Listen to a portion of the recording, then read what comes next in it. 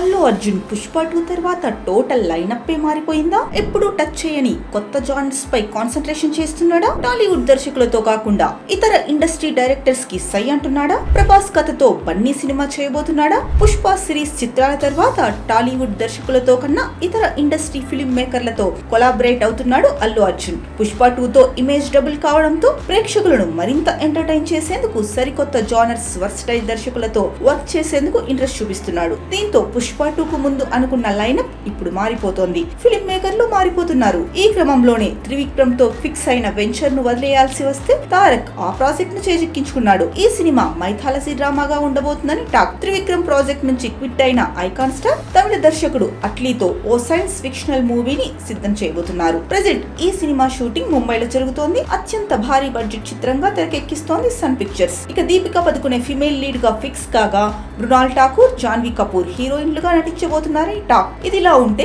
మలయాళ hero come director Basil Joseph తో super hero film Shaktimaan తీయబోతున్నాడన్న gossip గుప్పుమంది. అయితే ఈ ప్రాజెక్టు పై బాసిల్ క్లారిటీ ఇచ్చాడు. కానీ రూమర్లకు మాత్రం చెక్కుపడట్లేదు. ఇప్పుడు తాజాగా మరో స్టార్ డైరెక్టర్ పేరు వినిపిస్తోంది. కేజీఎఫ్, సలార్ చిత్రాలతో పాపులర్ అయిన కన్నడ స్టార్ డైరెక్టర్ ప్రశాంత్ నీల్ తో ఓ మూవీని ప్లాన్ చేస్తున్నాడని సమాచారం. దిల్ రాజు బ్యానర్ పై ఈ సినిమా ఉండబోతోందట. రావడం అనే టైటిల్ పరిశీలనలో ఉన్నట్లు చర్చ నడుస్తోంది. అయితే ఈ మూవీ ఉన్నమాట వాస్తవమే కానీ ఇప్పట్లో కాదని చెప్పాడట ప్రొడ్యూసర్. అట్లీ సినిమా తర్వాత ఈ ప్రాజెక్ట్ ఉండబోతుందని సమాచారం.